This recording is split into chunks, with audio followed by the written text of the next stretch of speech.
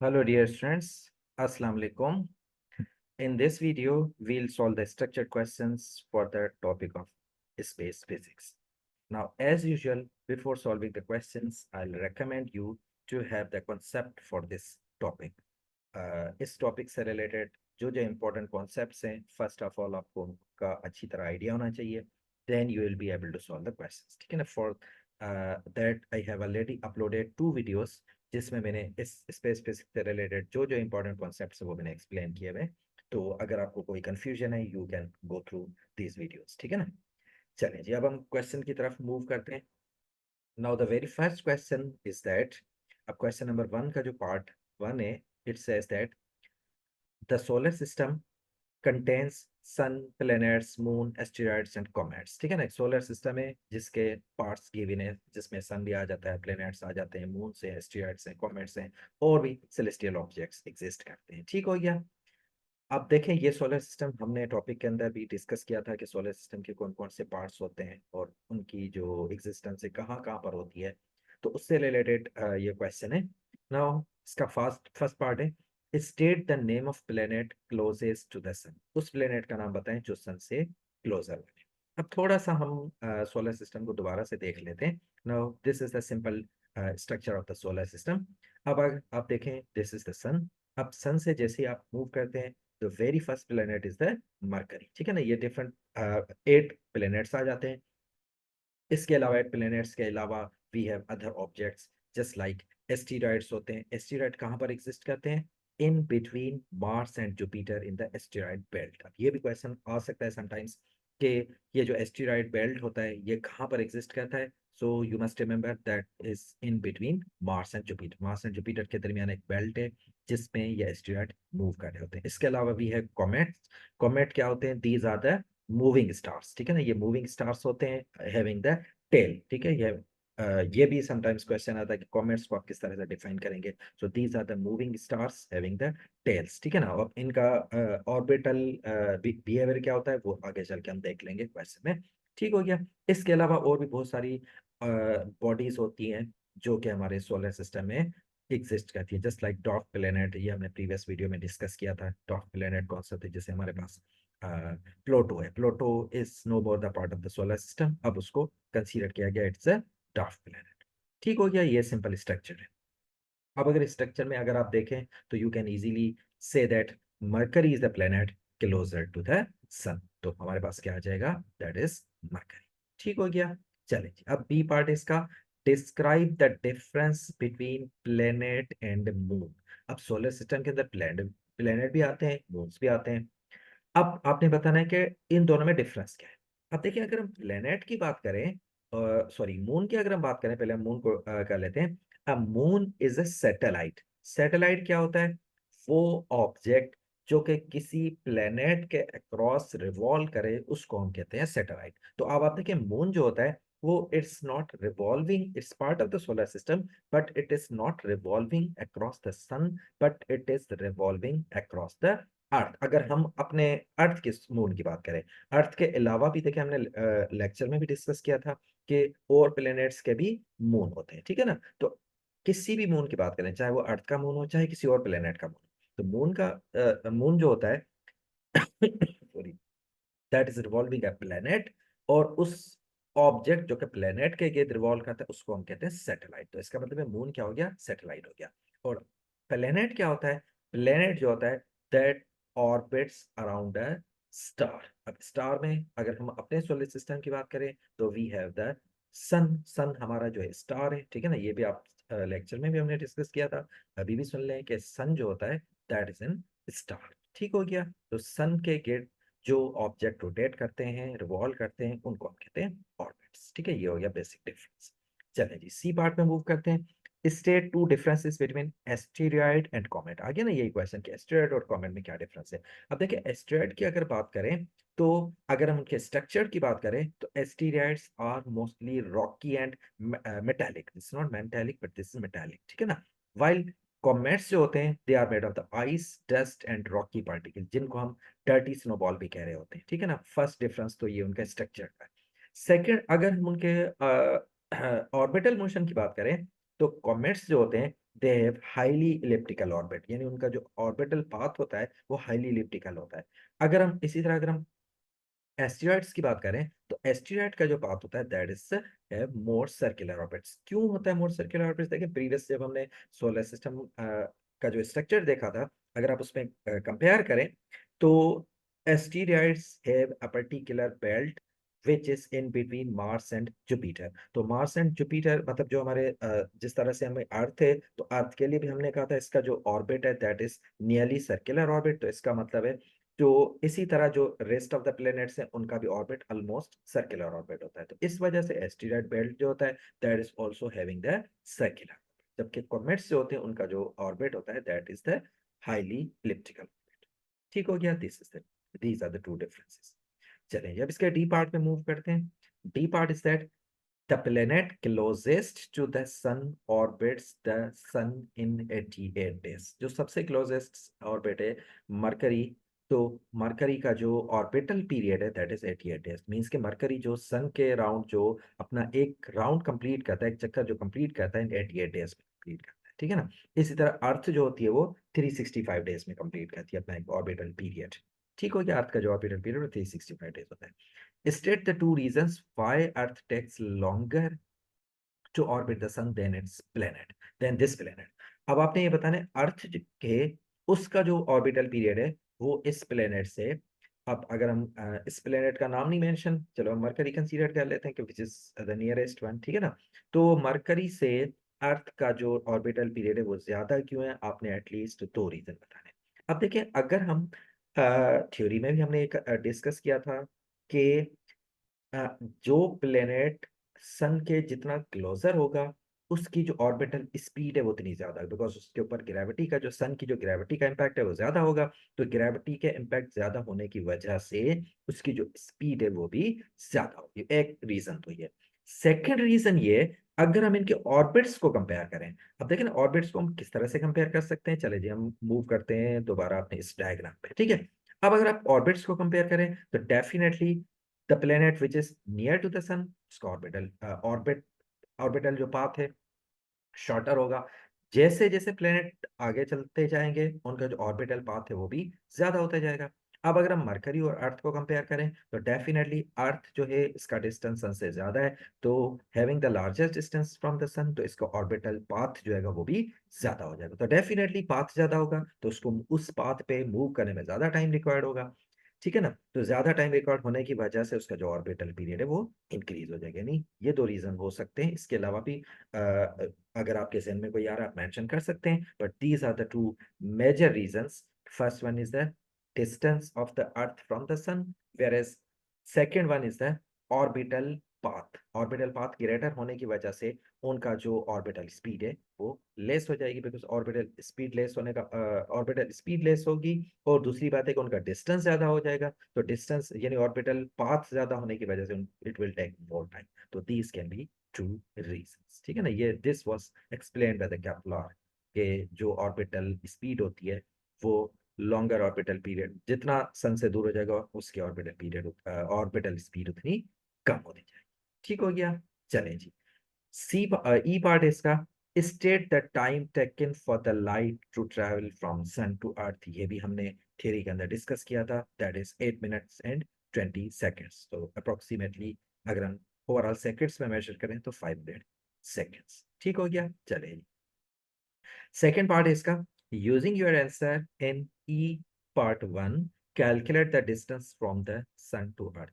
अर्थ का distance calculate करें, show your work. अब देखें अर्थ का distance we have already calculated, पहले भी हमने कैलकुलेट किया था। अब यहाँ पर हमने उसकी वर्किंग शो करनी है। वर्किंग शो का मतलब है हमने दिखाना है कि हम कैसे कैलकुलेट करें। अब देखें डिस्टेंस मेजर करने के लिए सबसे पहले हमने फाइंड करनी स्पीड, जिस स्पीड से लाइट ट्रैवल करती है। अब लाइट जो ट्रेवल करती है दैट ट्रेवल्स इन 300,000 किलोमीटर्स, ठीक है ना, पर सेकेंड। पर सेकेंड, ठीक है, ये स्पीड ऑफ लाइट है।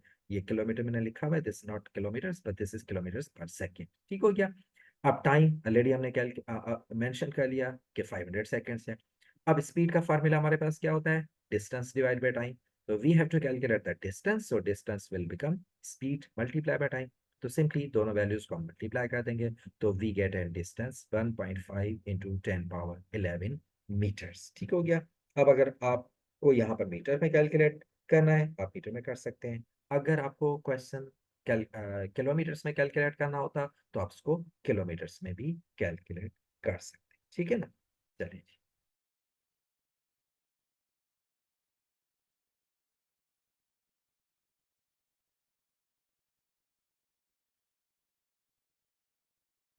ओके जी, अब हम मूव करते हैं क्वेश्चन नंबर 2 पे। अब क्वेश्चन नंबर 2 में जो है, दैट इज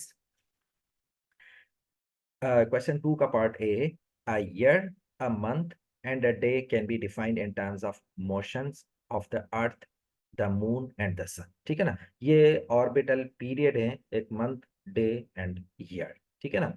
कौन किस किस के ऑर्बिटल पीरियड है? तीन आपके पास क्वांटिटीज ऑब्जेक्ट्स मेंशन है, earth, moon and the sun. Using this motions complete the following sentences. सबसे पहले year is the time. Year क्या है? अब आप देखें, ईयर का मतलब है 365 डेज, और 365 days is the orbital period of the अर्थ। मतलब वो पीरियड जिसमें अर्थ जो है सन के अक्रॉस अपना एक कंप्लीट रोटेशन, एक कंप्लीट सर्कल, कंप्लीट जो रिवॉल्यूशन होती है, कंप्लीट करती है, वन साइकिल जो कंप्लीट करती है, so that is the orbital period of the अर्थ। तो इसका मतलब है ये क्या हो जाएगा? अर्थ ट्रेवल अराउंड द सन। इसी तरह month is the time. Month क्या होता है? अब देखें, मंथ वो टाइम होता है जिसमें मून जो होता है वो अर्थ के अक्रॉस अपना एक चक्कर, एक राउंड कंप्लीट करता है। तो ये क्या हो जाएगा? The moon to travel around the earth. इसी तरह डे क्या होता है? हाँ, ये भी अब देखें, फर्स्ट जो थ्योरी वाला जो पार्ट 1 था वीडियो, उसमें हमने ये डिस्कस किया था कि अर्थ के अंदर दो तरह की मोशंस होती है। एक वो मोशन जो कि अक्रॉस द सन वो कंप्लीट करती है। There is another motion in the earth which is called the spin motion. Spin motion क्या होती है? The motion of the earth या rotation of earth on its own axis. अर्थ अपने एक्सिस पर भी रोटेट कर रही होती है, और उस रोटेशन को कंप्लीट करने में it takes almost 24 hours. 24 hours का मतलब है 1 डे। तो इसका मतलब है 1 डे क्या हो जाएगा? The earth to rotate on its own axis. ठीक है ना। और ये एक्सिस जो होता है टिल्टेड एक्सिस होता है, एट 23.5 डिग्रीज पे टिल्ट। ठीक हो गया। चलें, चलिए अब मूव करते हैं क्वेश्चन नंबर 2 के पार्ट बी पे। Earth, Jupiter and Saturn are the three planets in the solar system. Table 2.1 give the information about these planets. ठीक है ना। तीन प्लैनेट्स हैं, उनकी इंफॉर्मेशन, कौन कौन सी इंफॉर्मेशन हमें गिवन है? Orbital speed kilometres per hour में गिवन है, time to orbit sun in years, years में, यानी ऑर्बिटल पीरियड इन ईयर्स ये गिवन है। ठीक हो गया। Using data from table 2.1, calculate the average radius of the Saturn orbit around the sun. आपने Saturn का एवरेज रेडियस कैलकुलेट करना है। अब देखिए, रेडियस कैलकुलेट करने के लिए हमने एक फार्मूला डिफाइन किया था जिसको हम कहते हैं ऑर्बिटल वेलोसिटी। ठीक है ना। ये है वो फार्मूला ऑर्बिटल वेलोसिटी का, ऑर्बिटल स्पीड का, that is 2 pi r divide by t। अब इसमें r क्या चीज है? That is the radius, t is the orbital period. ठीक हो गया। अब ऑर्बिटल पीरियड यहाँ पर जो है, ये मतलब इस फार्मूला के अंदर ऑर्बिटल पीरियड हम मेजर करते हैं ईयर्स में। ठीक है ना। ओ सॉरी, आवर्स में, नॉट ईयर्स में बट आवर्स में। तो इसका मतलब है सबसे पहले तो ये जो टाइम है ऑर्बिटल पीरियड, इसको हम आवर्स में कन्वर्ट कर लेते हैं। अब देखें, अगर हमने जुपिटर के लिए, ओ सॉरी, सैटर्न के लिए हमने कैलकुलेट करना है, तो सैटर्न का जो ऑर्बिटल पीरियड है दैट इज 29 ईयर्स। अब ईयर्स को अगर हम आवर्स में कन्वर्ट करें, तो in 1 year we have 365 days. ठीक हो गया। And in 1 day we have 24 hours. तो इसका मतलब हमारे पास टोटल आवर्स की वैल्यू मिल गई फॉर द सेट्रन। ठीक हो गया। चलें जी, अब हम फाइंड करते हैं क्या, इसी फार्मूला में से आर की वैल्यू हमने कैलकुलेट करनी है, तो फार्मूला को थोड़ा रीअरेंज कर लेते हैं। Speed, orbital speed kilometres per hour में, ये हमारे गिवन हो गई। इसी तरह पाई की value 3.14 and time in hours, ये भी हमने फाइंड कर लिया। ठीक हो गया।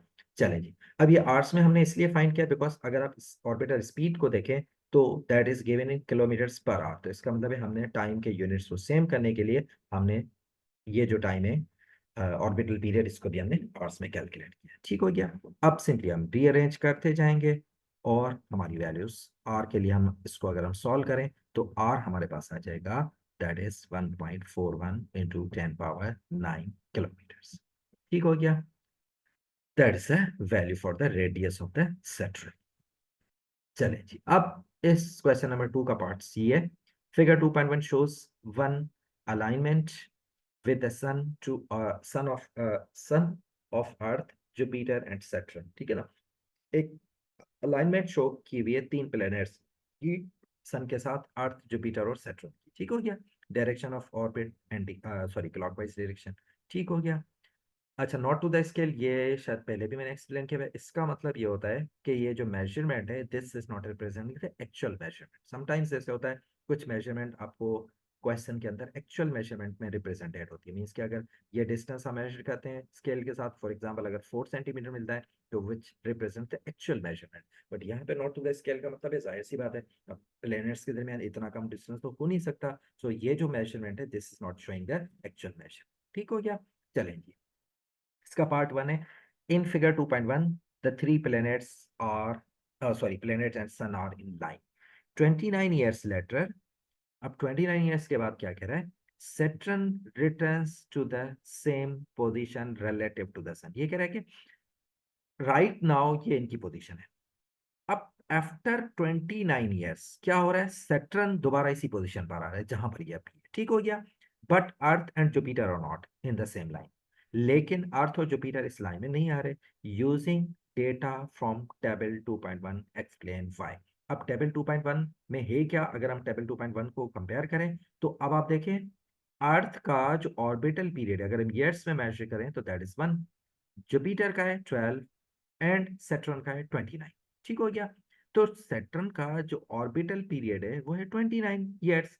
तो इसका मतलब ये होगा कि आफ्टर 29 ईयर्स, या आप ये कह लें सेट्रन को वन कंप्लीट राउंड होने में, वन कंप्लीट रोटेशन में जो टाइम लगता है दैट इज 29 ईयर्स। तो इसका मतलब ये है कि अगर हम यहां से एज अ रेफरेंस स्टार्ट करें तो this is the starting point for the Saturn. तो डेफिनेटली जब 29 ईयर्स कंप्लीट होंगे तो इसका ऑर्बिटल पीरियड कंप्लीट हो जाएगा। जब ऑर्बिटल पीरियड कंप्लीट होगा तो इसका मतलब है it will B eight the same position. लेकिन अर्थ और जुपिटर, यहाँ पे एक थोड़ी सी मिस्टेक मुझे क्वेश्चन के अंदर लग रही है कि अर्थ भी इसी पोजीशन पर होगी आफ्टर 29। उसका रीजन आप खुद से सोचें कि क्यों अर्थ यहाँ पर होनी चाहिए। ठीक है ना, जुपिटर नहीं हो सकता, लेकिन अर्थ जो है that will also be at this position after 29 years. ठीक है ना।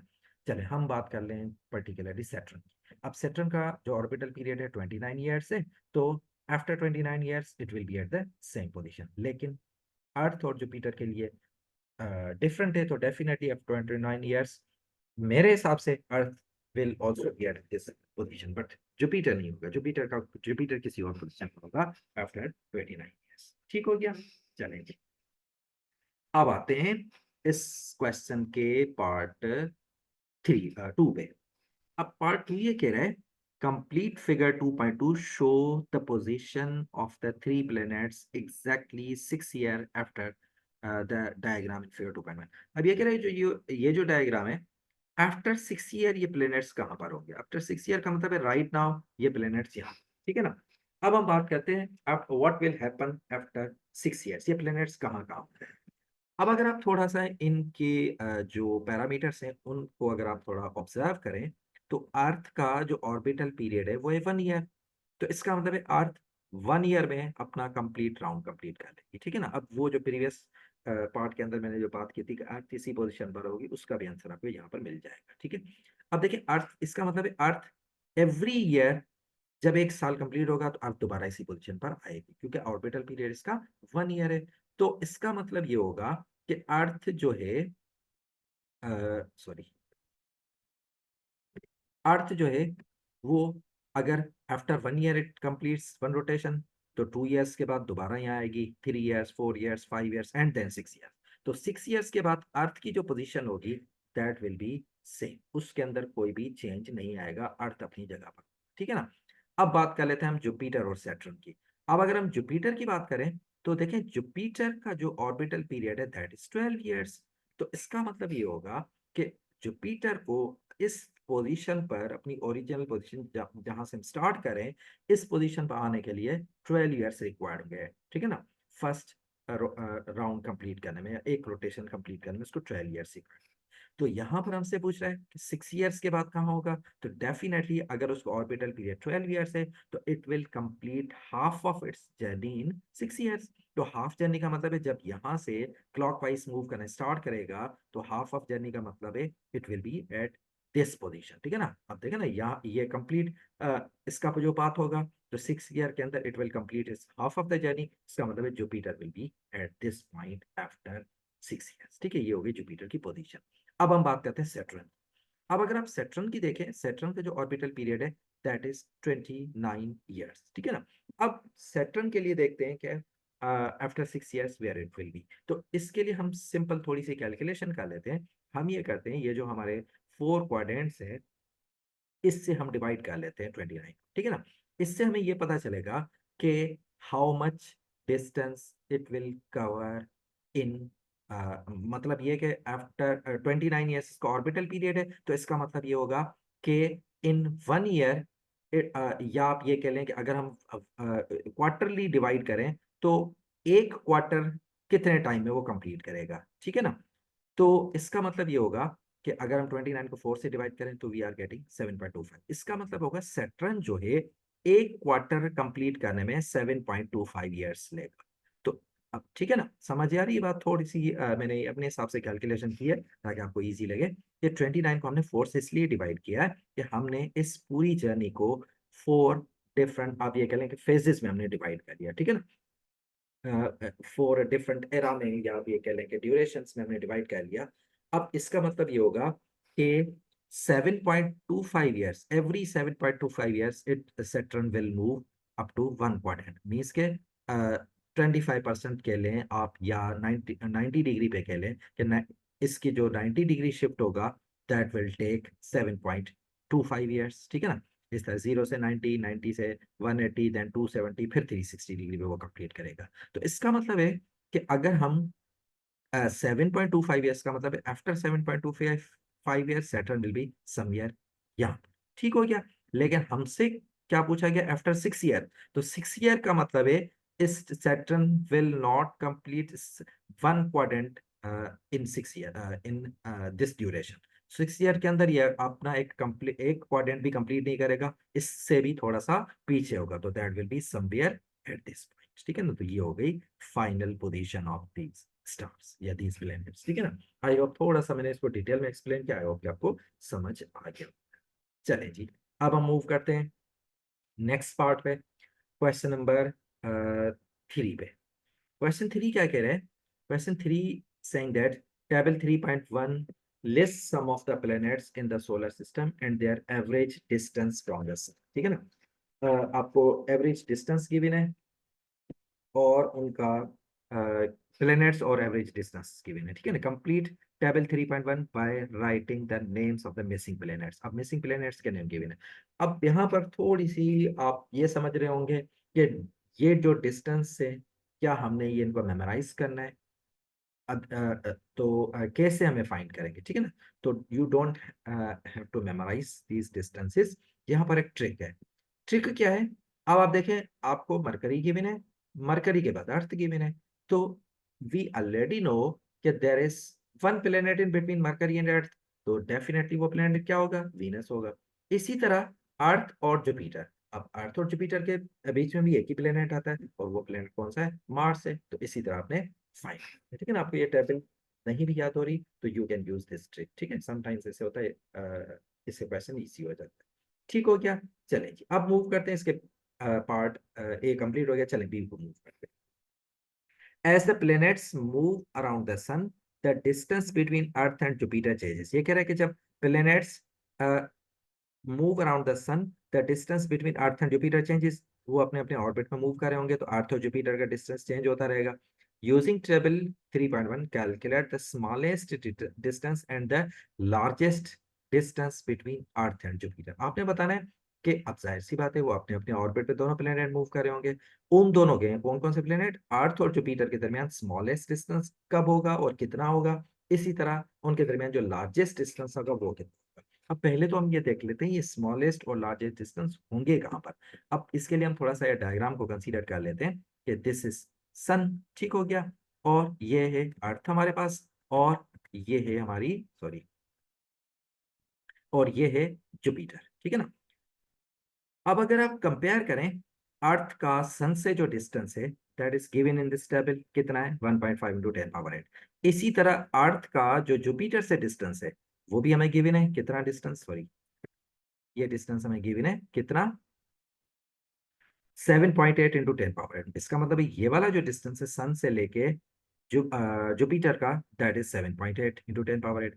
अब स्मॉलेस्ट डिस्टेंस, अब देखें ना स्मॉलेस्ट डिस्टेंस कब होगा, जब ये दोनों प्लैनेट्स अलाइंड होंगे, मतलब एक ही लाइन में होंगे, तो that will be the small. क्योंकि अगर अगर फॉर एग्जांपल हम अर्थ को थोड़ी देर के लिए स्टॉप कर दें, जुपिटर को मूव करना स्टार्ट करते, तो जैसे जैसे जुपिटर अर्थ से मूव चलता जाएगा, तो इन दोनों के दरमियान, इन दोनों प्लैनेट्स का जो डिस्टेंस है, इन वो भी ग्रेट इंक्रीज होता जाएगा। तो दैट मीन्स कि this is the point where they will have the smallest distance. अब वो कैसे हम फाइंड करेंगे, अब आप देखें ये डिस्टेंस भी आपको गिवन है और अर्थ का सन से भी गिवन है, तो सिंपली अगर हम इन दोनों डिस्टेंस को, ये जो रिमेनिंग डिस्टेंस है, अगर स्मॉलेस्ट इन दोनों के दरमियान ये डिस्टेंस अगर मेजर कर लें, तो that will be the smallest distance. तो इसका मतलब है इसको हम कैसे मेजर करेंगे, अर्थ का जो जुपिटर से डिस्टेंस है उसमें से अर्थ का जो सन से डिस्टेंस उसको हम माइनस कर देंगे, तो we will get the smallest distance, that is 6.3 into 10 power 8 kilometres. ठीक हो गया, चलिए ये तो हो गया स्मॉलेस्ट। अब आते हैं लार्जर डिस्टेंस कहाँ होगा।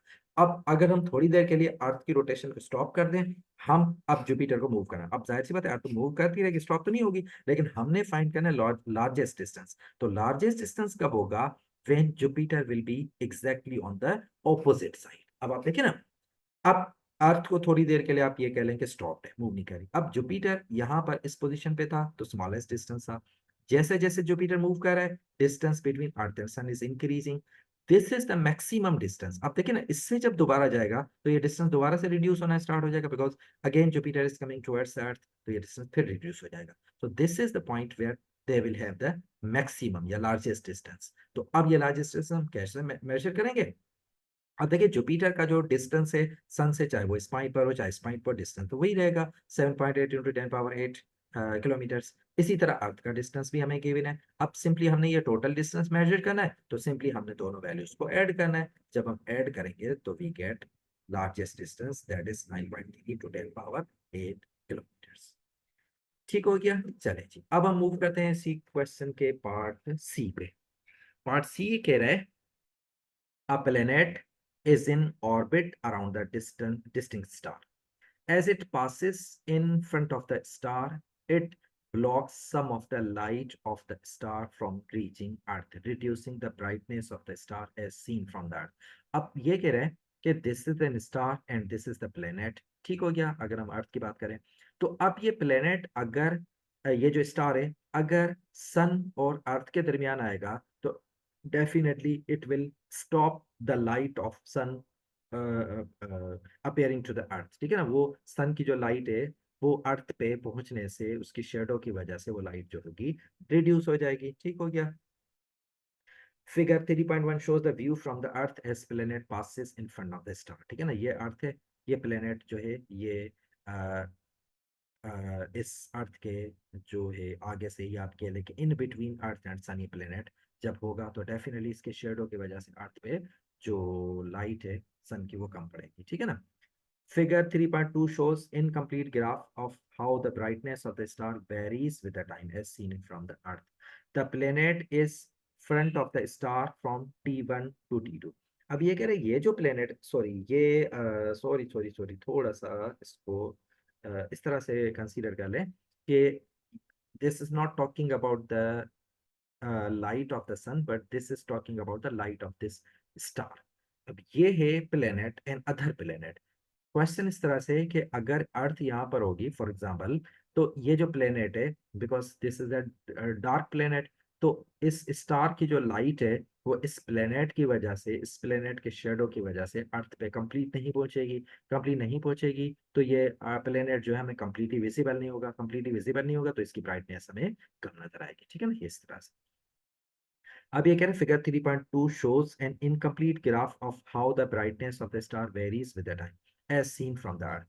ठीक है, अगर हम अर्थ पे अगर हम देखें तो इसकी ब्राइटनेस वेरी करेगी, क्योंकि ये प्लेनेट इस अर्थ और इस स्टार के बीच में आ रहा है। The planet is in front of the star from T1 to T2, brightness of the star as seen. अब 0 से लेकर T1 तक अर्थ के दरमियान, इस प्लेनेट और अर्थ के दरमियान, सॉरी इस स्टार और अर्थ के दरमियान कोई प्लेनेट नहीं है, तो स्टार की जो फुल लाइट है वो हम तक पहुंच रही है।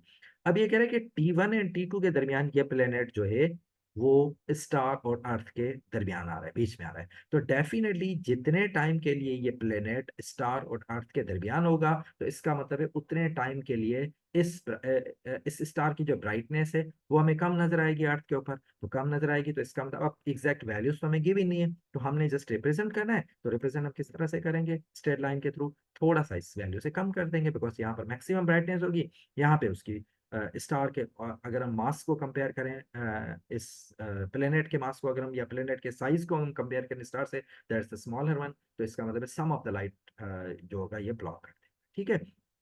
उसके बाद दोबारा क्या होगा? दोबारा जब ये प्लेनेट यहाँ से हट जाएगा, तो दोबारा स्टार की जो जितनी भी ब्राइटनेस थी प्रीवियसली, वही सेम ब्राइटनेस अर्थ पे पहुंचेगी। तो इस तरह से हम इसको रिप्रेजेंट कर सकते हैं। ठीक हो गया? चलें जी, अब आते हैं इसके नेक्स्ट पार्ट पे।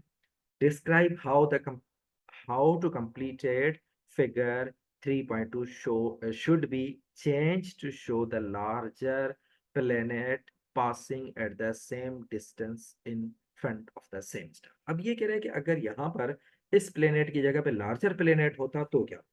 तो जाहिर सी बात है, लार्जर प्लेनेट का मतलब है उसकी जो ब्राइटनेस और ज्यादा कम हो जाती, बस ब्राइटनेस कम हो रही है बिकॉज ऑफ द प्लेनेट। तो जितना प्लेनेट का साइज इंक्रीज होगा, उतनी उसकी ब्राइटनेस जो कि वो भी रिड्यूस होती जाएगी, लार्जर फ्रैक्शन की वजह से उसकी ब्राइटनेस कम हो जाएगी, ठीक है ना। पहले सेकंड पार्ट है, suggest how an astronomer uses the changes in the brightness of the star to measure the orbital period of the planet round the star। अब ये कह रहे हैं कि ये जो प्लेनेट है, एस्ट्रोनॉट्स क्या करते हैं, एस्ट्रोनॉमर्स जो होते हैं वो क्या करते हैं, इस प्लेनेट की जो ब्राइटनेस है उससे ऑर्बिटल पीरियड, इस प्लेनेट का ऑर्बिटल पीरियड को डिटरमिन करते हैं। तो कैसे करते हैं? अब आप देखिए, थोड़ा सा हम अगर इस डायग्राम को देखें, तो आप देखें ना, ये प्लेनेट है।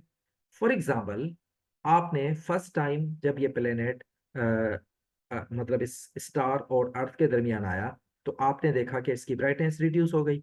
तो आपने वो टाइम मेजर कर लिया कि ब्राइटनेस किस टाइम पे रिड्यूस हो रही है, ठीक है ना। आपने एक बार टाइम नोट कर लिया। अब क्या होगा? अब ये प्लेनेट अपनी रोटेशन पे मूव करना स्टार्ट कर देगा, जो भी इसका ऑर्बिटल पाथ है, ये मूव करता रहेगा करता रहेगा करता रहेगा। फाइनली जब इसका राउंड कंप्लीट होगा, तो दोबारा इसी पोजीशन पर आ जाएगा। ऐसे ही ना बेटा, इसी पोजीशन पर आएगा, तो दोबारा इसकी जो ब्राइटनेस है वो रिड्यूस हो जाएगी।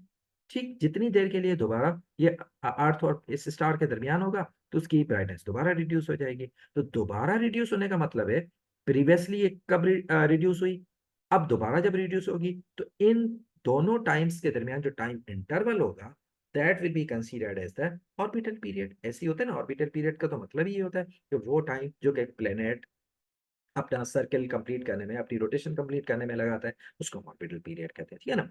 तो अब जाहिर सी बात है, वन राउंड में तो ये इम्प्रैक्टिकल हो जाएगा, देयर माइट बी बहुत सारी चेंजेस हो जाती हैं। अब इसको रिपीट करते रहेंगे, one time, two time, three time.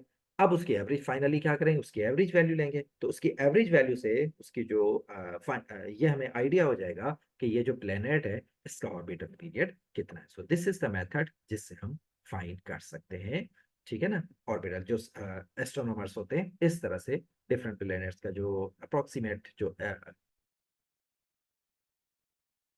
Okay, now moving to the question number 4. Now, question says that when astronomers look at the distant galaxies, they find that the frequency of the light from the galaxy is shifted towards the red end of the spectrum. अब ये है कि इसमें अब देखें ना, ये concept red shift से रिलेटेड है। ये हमने थ्योरी वाले लेक्चर के अंदर हमने डिस्कस किया था, जब हमने टॉपिक एक्सप्लेन किया था कि it has been observe that galaxies are shifting towards the red end of the spectrum. इसका मतलब सिंपली ये है कि galaxies are moving away from each other, ठीक है ना। जो हमारी जो यूनिवर्स है वो ग्रेजुअली एक्सपैंड होगी, ये कॉन्सेप्ट होता है। इस कॉन्सेप्ट को हम रेड शिफ्ट कहते हैं, ठीक है ना। अब उससे रिलेटेड क्वेश्चन है, Apart from the visible light, state two types of electromagnetic waves that contain most of the energy emitted by the stable star. अब देखें जितने भी स्टेबल स्टार होते हैं तीन तरह की इलेक्ट्रोमैग्नेटिक वेव्स रेडिएट करते हैं। कौन कौन सी होती हैं? Infrared, visible and ultraviolet. ठीक है ना। अब विजिबल यहाँ पे मेंशन है तो उसके अलावा आपने बतानी दो कौन सी हैं, तो that will B infrared and ultraviolet. ठीक हो गया। अब इसका सेकंड पार्ट है describe what is meant by the red end of the spectrum. आपने ये बताना है रेड एंड होता क्या है। अब देखिए रेड एंड वो एंड होता है जहां पर वेवलेंथ ज्यादा है, या अगर इन टर्म्स ऑफ फ्रीक्वेंसी बात करें तो फ्रीक्वेंसी यहाँ पर लोएस्ट फ्रीक्वेंसी होती है। तो इसका मतलब सिंपली है कि अगर गैलेक्सीज की लाइट जो रेड एंड की तरफ शिफ्ट हो रही है तो इसका सिंपल मतलब ये है कि उनकी जो वेवलेंथ है वो इंक्रीज हो रही है। जो वेवलेंथ इंक्रीज होने का मतलब ये है कि frequency galaxies are moving away from each other, या अगर हम अर्थ से कंपेयर करें अर्थ से मूव अवे मूव कर रही है, दैट मीन्स के आर यूनिवर्स इज एक्सपैंड। ठीक है ना। चलिए अब आते हैं इसका बी पार्ट। ये थोड़ा सा इंपॉर्टेंट है, थोड़ा सा इसको देख लेते हैं।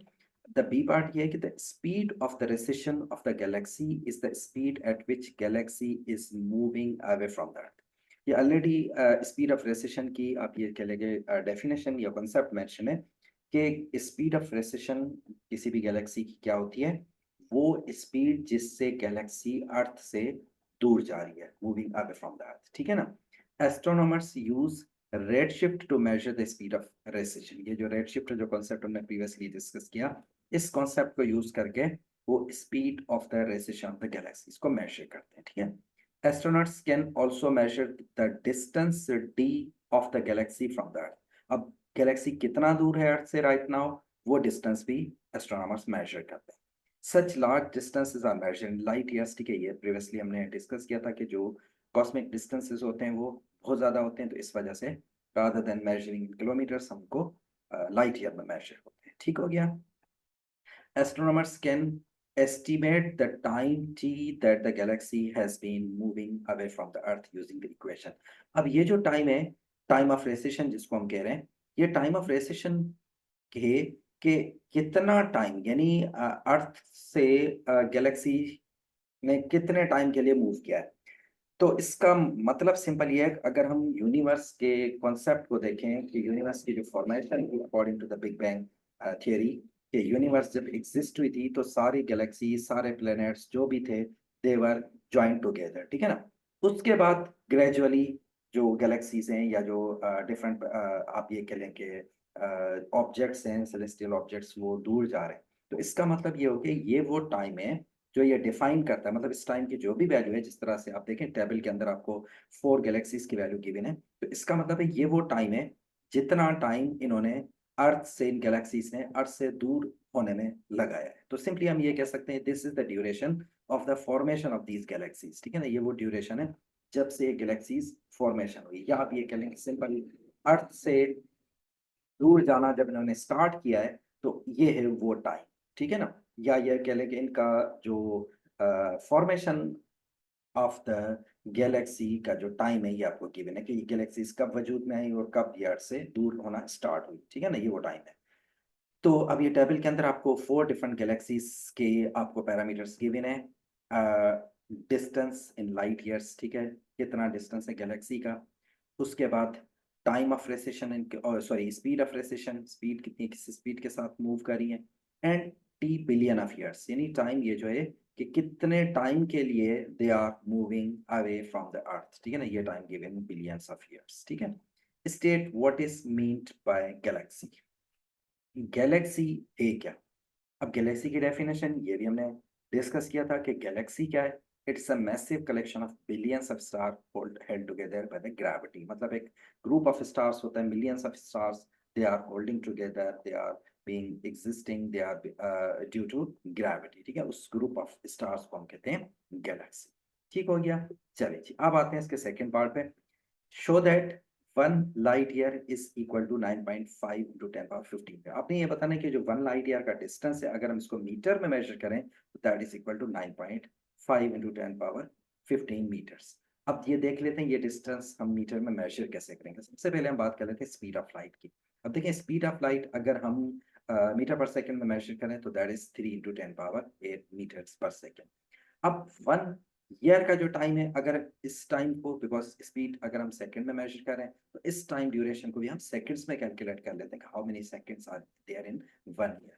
अब कैसे कन्वर्ट करेंगे? अब देखिए, in 1 year we have 365 days, each day contains 24 hours, each hour contains 60 minutes and each minute contains 60 seconds। तो अगर हम सारी वैल्यूज को मल्टीप्लाई करते हैं तो we get 3.15 into 10 power 7 seconds, मतलब सेकंड्स जो होते हैं 1 ईयर में, तो this much seconds in 1 year.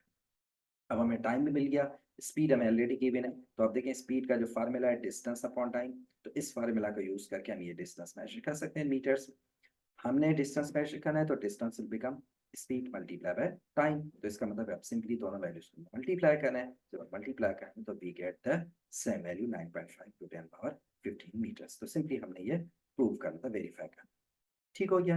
चलेंगे अब इसके थर्ड पार्ट में मूव करते हैं। Describe the relationship between the speed of the rotation of Galaxy and it's distance from the अर्थ। आपने बताना है कि स्पीड ऑफ द रोटेशन जो होती है वो डिस्टेंस ऑफ अर्थ पर कैसे डिपेंड करती है। अगर हम स्पीड ऑफ रोटेशन की बात करें, तो that is proportional to the distance from the earth. इसका मतलब ये है कि जो प्लेनेट, जो गैलेक्सी अर्थ से जितना दूर है, उसकी जो रोटेशन पीरियड है, मतलब उसके जो अर्थ से दूर जाने की जो स्पीड है, वो भी उतनी ज्यादा होगी। Simply they are directly proportional to each other. जितना डिस्टेंस ज्यादा होगा उतनी रोटेशन स्पीड भी ज्यादा होगी। ठीक हो गया। चले जी, नेक्स्ट पार्ट इसका, explain how the value of T provide evidence for the big bang theory of the origin of the universe. देखिए, यही सेम कॉन्सेप्ट कि ये जो टाइम की वैल्यूज है, यानी टाइम का मतलब है वो टाइम जो कि यूनिवर्स को या इन गैलेक्सीज को अर्थ से दूर जाने में लगा, यानी कितने टाइम से ये अर्थ से they are moving away from the earth, ये वो टाइम गिवन है। या simply in word, simple words में कह सकते हैं, जब बिग बैंग का ये कॉन्सेप्ट है कि initially universe was created with huge explosion, explosion के रिजल्ट में जो यूनिवर्स है वो वजूद में है। ठीक है ना। अब इसका मतलब है यूनिवर्स के वजूद आने से लेके अब तक galaxies are moving away from each other, या अगर हम अर्थ से कंपेयर करें तो they are away moving away from each other. तो इसका मतलब ये जो टाइम है, ये टाइम रिप्रेजेंट कर रहा है कि almost all of the galaxies, just आप इसको अगर आप छोड़ के बाकी अगर आप तीन गैलेक्सीज को कंपेयर करें, तो उनका जो टाइम है ऑलमोस्ट सेम है। इसका मतलब उनकी जो एग्जिस्टेंस है या उनका जो वजूद में आने का जो टाइम है वो सेम है। तो इसका मतलब है they came in being at the same time, वो सेम टाइम पे वजूद में आई। तो यही कॉन्सेप्ट बिग बैंग का है। तो इसका मतलब है इस वैल्यू से हमें ये पता चलता है कि उनका जो रिसेशन टाइम है दैट इज ऑलमोस्ट सेम। तो this is an evidence that all of the galaxies form together, मतलब ये जो यूनिवर्स है हमारी एक ही टाइम पे वजूद। ठीक हो गया। तो दिस इज क्वेश्चन नंबर 4। चलिए जी, अब हम क्वेश्चन 5 में मूव करते हैं। क्वेश्चन 5 का जो पार्ट ए है ये सन से रिलेटेड है, क्वेश्चन नंबर 5। ठीक है ना, हमारा जो लास्ट पार्ट था। अब क्या है question 5 A? The sun produces energy from the nuclei of the hydrogen. Hydrogen nuclei are positively charge. ठीक है, ये भी हमें पता है, हाइड्रोजन का जो न्यूक्लियाई होता है, न्यूक्लियस के अंदर प्रोटॉन्स और न्यूट्रॉन्स होते हैं। Neutrons are the neutral, where is the protons are positively charge. इसका मतलब है जो भी किसी भी एटम का जो न्यूक्लियस होता है दैट इज पॉजिटिवली चार्ज। ठीक हो गया। Describe the process that produces this energy. ये जो एनर्जी है, सन जो प्रोड्यूस करता है एनर्जी, ये एनर्जी किस तरह से होती है? अब देखें, सन के कोर के अंदर, या किसी भी स्टार का जो कोर होता है, जो उसका सेंटर होता है, ये हमने अगेन जब हमने टॉपिक एक्सप्लेन किया था उसमें हमने डिस्कस किया था कि किसी भी स्टार के जो सेंटर में एक प्रोसेस होता है जिसको हम कहते हैं न्यूक्लियर फ्यूजन। ठीक है ना। न्यूक्लियर फ्यूजन क्या होता है? It's the process of producing helium from the hydrogen. ठीक है ना, हाइड्रोजन फ्यूज होता है जिसके रिजल्ट में हीलियम प्रोड्यूस होता है, और उसके साथ large amount of energy generate होती है in form of heat, light. ठीक है ना। तो वो एनर्जी जो है हमें, अगर हम सन की बात करें तो सन इज ऑल्सो स्टार। तो सन से जो हमें एनर्जी मिल रही है that is again because of the fusion process. ठीक है ना, ये हमने डिस्क्राइब। ठीक हो गया। सेकंड पार्ट इसका, explain why this process needs high temperature to occur. इस प्रोसेस को अकर होने के लिए, जो फ्यूजन का प्रोसेस अकर होने के लिए हाई टेम्परेचर क्यों रिक्वायर्ड होता है? अब आप देखें, यहाँ पर भी क्लियरली मेंशन है कि न्यूक्लियाई किसी भी एटम का पॉजिटिवली चार्ज होता है। तो डेफिनेटली जब पॉजिटिवली चार्ज पार्टिकल्स होते हैं, they are having greater force of repulsion because of उनकी जो आप ये कह लें कि लाइक चार्जेस होते हैं, पॉजिटिव चार्जेस होते हैं, डेफिनेटली पॉजिटिव चार्जेस से क्या करते हैं, रिपेल करते हैं। तो उस एक फोर्स ऑफ रिपल्शन को ओवरकम करने के लिए we required large amount of energy जो उस फोर्स ऑफ रिपल्शन को ओवरकम करे, तो जिसकी वजह से हमें हाई टेम्परेचर रिक्वायर्ड होता है। ठीक हो गया, चलें जी, अब आते हैं इसके बी पार्ट पे। Some stars are initially much more massive than the sun. कुछ स्टार्स जो हैं वो बहुत ज़्यादा मैसिव, अब देखें ना, ये भी अगेन हमने टॉपिक के अंदर एक्सप्लेन किया था कि स्टार्स की जो साइज या उनकी जो ल्यूमिनोसिटी है वो वेरी करती रहती है। सन जो है हमारा एक मिडिल साइज स्टार है, ठीक है ना। कुछ स्टार्स इससे बहुत ज़्यादा हैवी होते हैं, और सॉरी लार्जर होते हैं या हैवी कह लें आप। तो मैसिव स्टार्स का जो मतलब ये है कि उनकी जो लाइफ टाइम है वो कम होती है, वो जल्दी डिस्ट्रॉय हो जाते हैं, खत्म हो जाते हैं, उनकी लाइफ टाइम बहुत कम होती है। और जो लोअर स्टार्स होते हैं, स्मॉल साइज के जो स्टार होते हैं, लाइटर स्टार्स होते हैं, उनकी जो ल्यूमिनोसिटी है वो इतनी नहीं होती, वो एनर्जी इतनी ज़्यादा एनर्जी प्रोड्यूस नहीं कर रहे होते। तो सन जो है एक मिडिल साइज्ड स्टार है जो कि परफेक्ट है इन एवरी एस्पेक्ट, ठीक है ना। अब यहाँ पर ये जो क्वेश्चन है कि describe the life cycle of such star after it has pass through the stage of being a protostar. ये कह रहे हैं कि जो मैसिव स्टार्स हैं उनकी लाइफ साइकिल आप बताएं कि वो प्रोटोस्टार के बाद उनकी जो लाइफ साइकिल है वो किस तरह से कैरी करते हैं। अब देखें स्टार्स दो तरह के होते हैं। अब यहाँ पर हम डायग्राम के थ्रू, यही डायग्राम हमने थ्योरी में भी इस टॉपिक में भी एक्सप्लेन किया था, अब दोबारा से हम देख लेते हैं ये स्टार फॉर्मेशन की होती है, कैसे होती है। अब देखिए सबसे पहले हमारे पास होता है नेबुला। नेबुला जो होता है अपनी ग्रेविटी की वजह से एक्सप्लोड होता है, ठीक है ना, एक्सप्लोजन होता है इसमें। तो जब इसके अंदर एक्सप्लोजन होता है तो इसमें डिफरेंट टाइप्स के स्टार प्रोड्यूस होते हैं। कुछ जो एवरेज स्टार होते हैं, ठीक है ना, स्मॉलर साइज के होते हैं, कुछ जो होते हैं वो मैसिव स्टार्स होते हैं। अब ये जो बात कर रहे हैं मैसिव स्टार्स की, तो दिस वन, ठीक है ना। अब मैसिव स्टार्स किस तरह से प्रोड्यूस होते हैं? सबसे पहले मैसिव स्टार मतलब नेबुला से मैसिव स्टार में कन्वर्ट होते हैं। या अगर हम एवरेज प्रोटो स्टार की बात करें, तो सॉरी, प्रोटो स्टार की जो बात फर्स्ट पार्ट में प्रोटो स्टार की बात कर रहे हैं, तो ये जो होते हैं प्रोटो स्टार, एवरेज स्टार। अब ये क्या होता है, प्रोटोस्टार, ये रेड जाइंट में कन्वर्ट होते हैं। रेड जाइंट के बाद ये प्लेनेटरी नेबुला में कन्वर्ट होते हैं। उसके बाद ये कन्वर्ट हो जाते हैं व्हाइट डॉर्फ में। मतलब ये कि इनकी जो एनर्जी होती है, या आप ये कह लें कि इनकी जो ल्यूमिनोसिटी होती है वो इतनी ज्यादा नहीं होती, वो इतने ब्राइटर नहीं होते, इस वजह से वो व्हाइट डॉर्फ में कन्वर्ट हो जाते हैं। तो यही चीज क्वेश्चन पार्ट 1 के अंदर आपने बताना है कि ये जो पूरी लाइफ साइकिल है ये किस तरह से अगर होती है। तो इसको आपने वर्ड्स में, अच्छा इसका जो सेकेंड पार्ट है पहले हम वो भी देख लेते हैं, फिर हम दोनों के आंसर कर लेते हैं। सेकंड पार्ट में भी ये कह रहा है, although the early universe contained only light elements such as hydrogen, it now contains number of very heavy elements. State in which part of the life cycle of the star these heavy elements are formed. ये कह रहा है कि star की कौन से life cycle में, कौन से स्टेज पे ये जो हेवी एलिमेंट्स फॉर्म होते हैं। अब आप देखें, अगर आप मैसिव स्टार्स की बात करें, प्रीवियसली जो पार्ट 1 था that was asking about the average star, ठीक है ना, जिसको हम प्रोटोस्टार कहते हैं।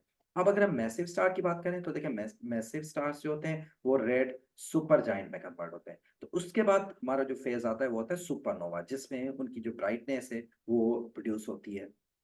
तो this is an complete star जिसके अंदर और भी बहुत ज्यादा एलिमेंट होते हैं। तो वो कौन सा पार्ट होता है? That is the supernova explosion, जिसके बाद वो डिफरेंट जो एलिमेंट्स हैं स्टार के अंदर वो प्रोड्यूस होते हैं, ठीक है ना। तो अब दोनों का आंसर हम साइमल्टेनियसली कर लेते हैं।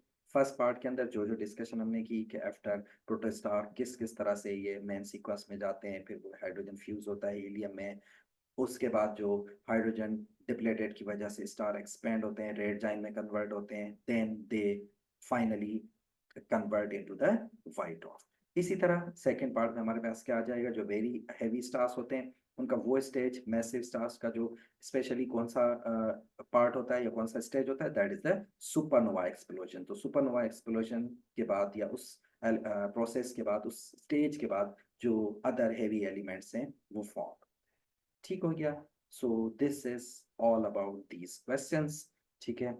अगर आपको स्टिल कोई भी कंफ्यूजन है किसी क्वेश्चन में related to the space physics, so you can ask any time, ठीक है। अल्लाह हाफिज, हैव अ नाइस डे।